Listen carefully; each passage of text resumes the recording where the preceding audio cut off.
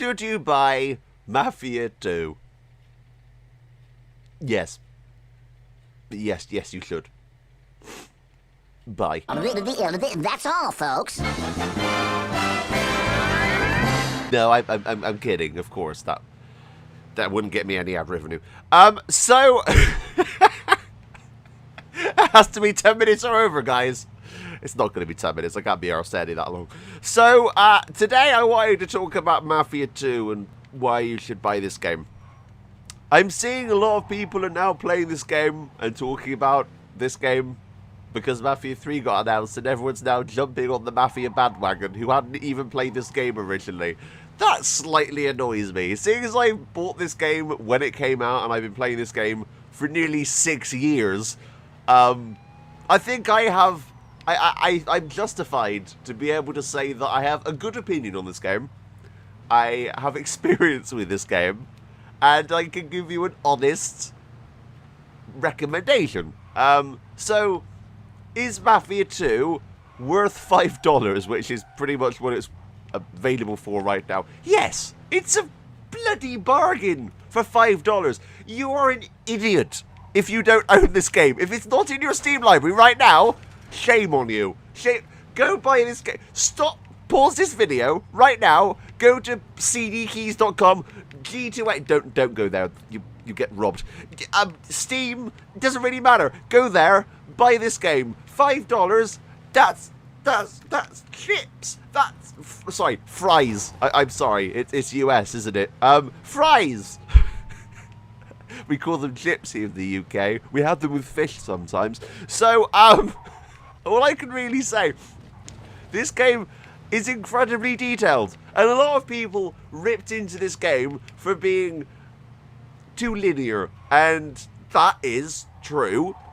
There is an open world. This open world is basically set dressing. It's basically, in a video game, you normally have a story mode where a character walks from point A to point B. You look out the window, right? You're in a linear corridor. You look out the window and you can see a city, okay? Now, that city is not accessible in the game because that's just set dressing. In this game, that city is explorable and that is the entire game. So, that's the best way I could kind of explain that. So, this entire city is set dressing, but it's good. If you liked LA Noire, which was basically set dressing too, that wasn't a very in-depth city. There wasn't really missions to do there apart from the main story. Here, it's the same. You can drive about, you can rob stores, and that's possibly my favourite feature of the game. If you have the Game of the Year edition, which comes with all the DLC, you'll be able to get Joe's Adventure, which is the expansion which is set just before the events of the main game with Vito, where you play as Joe, and you can explore the world a little bit more free-roamy. It's a bit more GTA-like, and with him, you can go in literally any store you see. You see that petrol station right there? We're just going to get out of this car right now. We're just going to run over here. Because what this game allows you to do is pretty much any store that you see, like like clothes stores, gun stores, cafes, you are able to enter them. And you could be like, "Hi, how are you today?" And he'll look at you and he'd be like, "All right." That's literally what he said. He says, "All right," and then you're like, "Give me my money," and then you miss firstly, and then he ducks, and then you shoot him in the head. So that's basically what you can do. You can rob stores. Not many games allow you to do that anymore. I remember in GTA Vice City, you could hold up stores and they drop money and stuff. You can't do that now. Well, very well. I mean, GTA 5 did have that whole robbery feature, but I don't know. I feel that this is more in depth. I'm probably going to die here. I'm probably going to die. I'm going to run over this cop who's in front of me right now. This game, this game allows you simulation mode too. So, all the cars handle differently. All the cars drift out. All the cars can spin out and lose control. Not many games allow that. A lot of games are simplified for a generation of gamers who expect simplified driving. People complained about GTA 4's handling, and That blows my mind. GTA 4's handling was amazing. It was incredibly detailed and in-depth, and basically this game is that on crack, okay? This game, if you put it in simulation mode, you can spin a car if it's powerful enough. You look at this drift, right? Now, I actually had to hold that drift. I didn't get basically nannied around the entire drift like most games do. Saints Row is a perfect example of nannying when it comes to that kind of thing, because there's an actual button which allows you to drift. It blows my mind. This game does everything better and in more detail than most games that have come out in the last 6 years. And it's an absolute shame that people haven't jumped on board and played this game up until Mafia 3 was announced. Because, of course, Mafia 3 was announced and the sales of Mafia 2 exploded because everyone was like, oh, I need to play this one. Yes, you do. I recommend playing this one before Mafia 3 because you'll be able to learn who Vito is, and of course he's going to be playing a pretty major part in Mafia 3.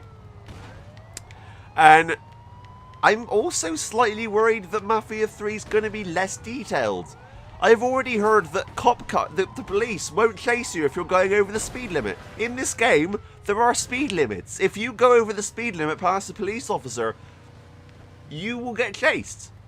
It's realistic in that aspect. You even have a dedicated button. If you notice down in the bottom right hand corner, you have a dedicated button which will slow your car down to the speed limit of the road. So right now this is a 14-mile-an-hour limit, and that will actually slow your car down. So you have that ability if you're too lazy to be like, oh crap, I need to go this exact speed limit. The game will do it for you. So they've taken that out though. I'm wondering if you can fuel your car up. In Mafia 2, you can run out of fuel. You actually have a fuel gauge. So if you're in the middle of a car chase, your car could run out of fuel at any moment. That's insane. That's crazy. And I love that realism and that aspect of kind of like not knowing. And this game is great at making experiences where you want to keep coming back, because every time you play the game, something different will happen. Sometimes I'll go into a store and rob a store, and then, like, cops will enter and shoot everything off the shelves, and that's insane. And, like, it's the best gun combat I think I've played in a game for a very, very long time, and it still holds up really well today.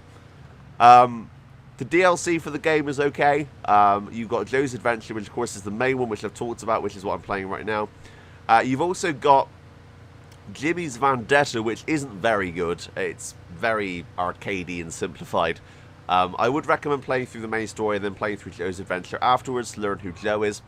And yeah, I just really think everyone should own this game and at least play it before Mafia 3 comes up. Because if you haven't, you are missing out. You really, really are missing out. And it's a shame that a lot of YouTubers are jumping on Mafia 3 and have never played Mafia 2 before.